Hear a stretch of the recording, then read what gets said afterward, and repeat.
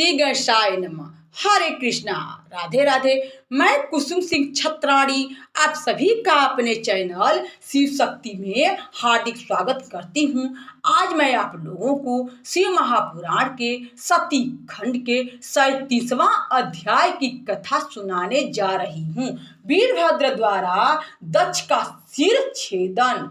ब्रह्मा जी बोले, अब महाबली वीरभद्र और महाबली विष्णु जी का भयानक युद्ध हुआ।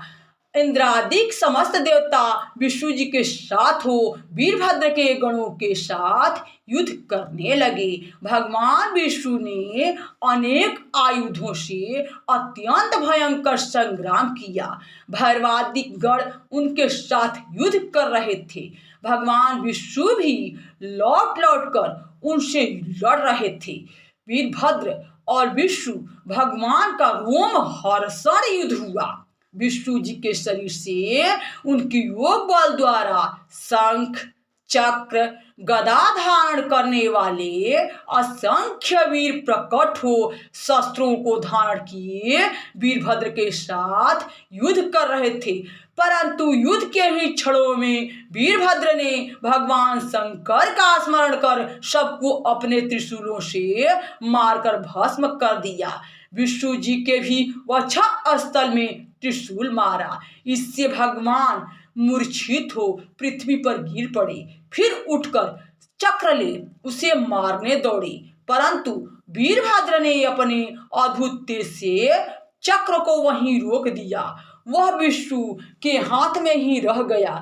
विष्णु जी भी वहीं रुक के रह गए। उनका स्तंभन हो गया। यह देख याज्ञिकों ने यज्ञ मंत्रों से उनका स्तंभन छुड़ाया। फिर विष्णु जी ने अपना सारंग धनुष उठाकर उस पर बाण चढ़ाया। तब तक वीरभद्र ने उन्हें 3 बाण मारकर उनके धनुष के 3 टुकड़े कर दिए। तब मुझ ब्रह्मा और सरस्वती ने विष्णु जी से शिव जी के उस महागण का परिचय दिया। उसे असह्य समझ विष्णु जी अंतर्ध्यान हो अपने लोक को चले गए। मैं ब्रह्मा भी पुत्र शोक से पीड़ित सत्यलोक में आया और सोचने लगा कि अब क्या करूं।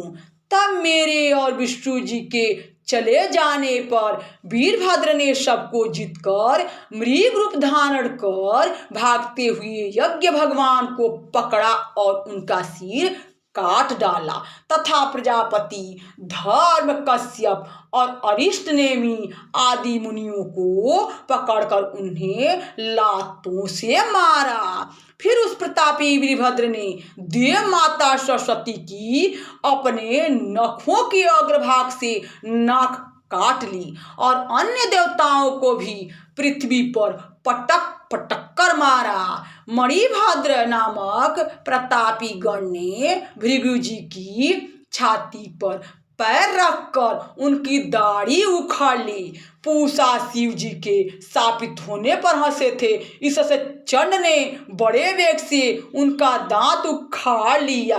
फिर क्रुद्ध शिव जी के गणों ने दक्ष के यज्ञ में मलमूत्र की वर्षा कर उसे भ्रष्ट कर दिया और जो दक्ष वेदी के भीतर जा छिपा था उसे वहां से पकड़कर वीरभद्र ने तलवार से उसका सिर काट डालना चाहा, परंतु वैसा कर सकना संभव न था। इसलिए उसकी छाती पर चढ़कर हाथ से ही उसका सिर मरोड़कर तोड़ डाला और अग्निकुंड में छोड़ दिया।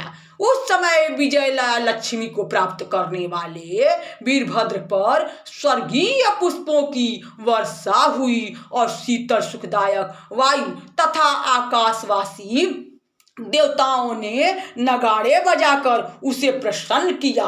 इस प्रकार सब कार्य कर विजयी वीरभद्र कैलाश पर शिव जी के पास पहुंचा। शिव जी ने प्रसन्न हो उसे सब गणों का अध्यक्ष बना दिया। यहाँ शिव महापुराण के सती खंड के 37वां अध्याय की कथा समाप्त हुई। बोलो शंकर भगवान की जय। हरे कृष्णा, राधे राधे।